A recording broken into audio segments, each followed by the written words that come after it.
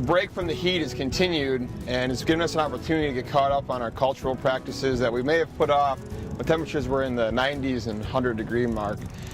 So things that we've been doing around here lately to help get caught up with cultural practices, we did some aggressive verticutting last week with the cooler temperatures, and did a heavy application of sand top dressing.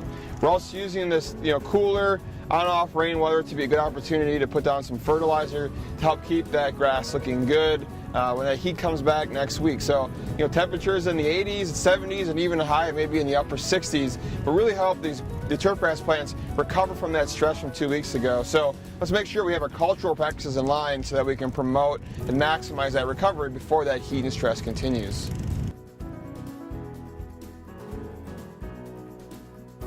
In late June and July, we want to be on the lookout for annual grassy weeds like crabgrass and goosegrass. These warm season weeds germinated this spring. They kind of hid in your lawn, and now they're starting to grow, especially as the temperatures have increased, and our cool season lawns are starting to grow a little bit slower. And so be on the lookout for these weeds because we're trying to control them.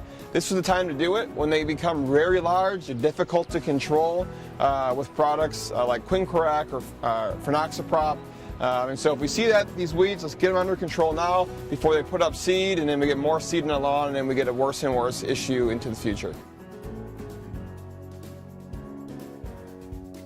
On the home lawn front, let's talk a little bit about water.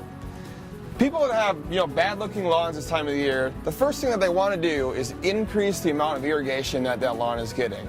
And while that can be the right practice to try to get that grass looking good, I would say 90% of the time that is actually the incorrect thing to be doing. If you look at this lawn here, it is yellow, it has some disease there, and that's due to the heat and the humidity and overwatering. So the better way to solve this issue is, it's yellow because it hasn't been fertilized. Go out with a slow release fertilizer to help feed it throughout the summer, and then watch our water, maybe even cut back on watering because excess watering can help promote disease and make that lawn look worse. So if we're going to be watering, make sure we're watering when that grass displays symptoms of wilt, which have more of a blue-green color, and when you walk across your lawn, the footprints will remain.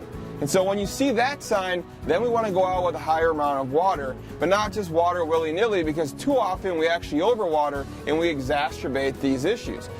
So to learn more about how to water your lawn properly, read this week's Turf Info, addressing how more water rarely solves those tough lawn problems.